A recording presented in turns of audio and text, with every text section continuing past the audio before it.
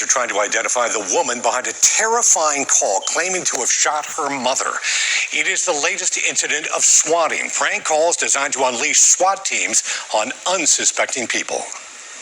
911, what are you reporting? It is a call that is chilling. I don't know how to say this or anything, but I've been feeling depressed lately. A daughter depressed and despondent. Me and my mom got in an argument, so I shot her. In that moment, King County emergency operator Michelle Holford You said that you shot her?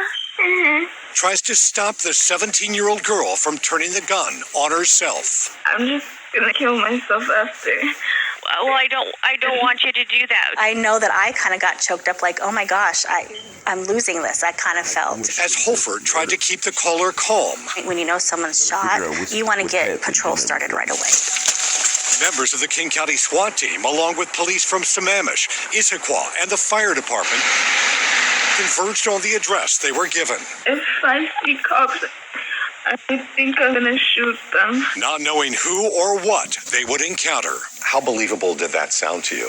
Chillingly effective in certainly convincing me that we had a serious situation. Over the next 90 minutes, deputies tried to make contact with those inside. We're going to be knocking on your door again. We tried to make contact over any means we could. My wife and my child, we were all asleep upstairs. I heard a beating at the door, like an extremely aggressive knocking at the door. So I come down the stairs and I open the door probably about like this. Darren Farmer was startled to see a dozen deputies, some with ballistic shields, others pointing their guns directly at him. Full gear, hands-on weapons, large weapons, right here at the door. It was very concerning. It was frightening, to say the least. As you found out that you were a victim of swatting, did you think to yourself, why would somebody do this to me? Absolutely. Absolutely. We had no clue why. While the motive is unclear for this call, race has been a factor in other swatting incidents. Swatting for me is very personal. It's something I had never heard of until I found myself on the receiving end of an Adam Waffen group that was targeting journalists of color. Naveed Jamali is editor-at-large for Newsweek and a former FBI double agent. Members of a neo-Nazi group put him and his family on a list of people to swat. Their goal is first and foremost to terrorize, but there's a secondary goal, and that secondary goal is in fact to silence those voices, and not just silence them by fear, but in some cases with a violent outcome. You're getting swatted. Swatting began as a dangerous prank, with unsuspecting gamers surprised by SWAT teams during live streams. In Wichita, it led to an innocent man being killed by police. Hi, police. Yeah, my name's Flaming Bond, and I have 5 hostages in my house at the moment. $5 grand, I'm gonna kill them all. When Seattle police got this emergency call, heavily armed officers converged on an apartment. Unaware there was a target of swatting on the other side of the door. So we got a 911 caller saying that someone evicted in this address was holding 5 people hostage. They needed ambulances.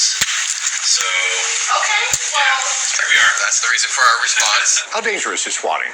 It's incredibly dangerous, and it's dangerous for not just the target, it's also dangerous for police. Naveed Jamali joined forces with the Seattle Police Department, helping to create an anti-swatting registry for people concerned they might be targeted. We've really led the way in the nation in moving towards emerging threats, one of which is swatting. Pretty nice day, huh? And Governor Inslee signed a bill to increase the penalties for swatting.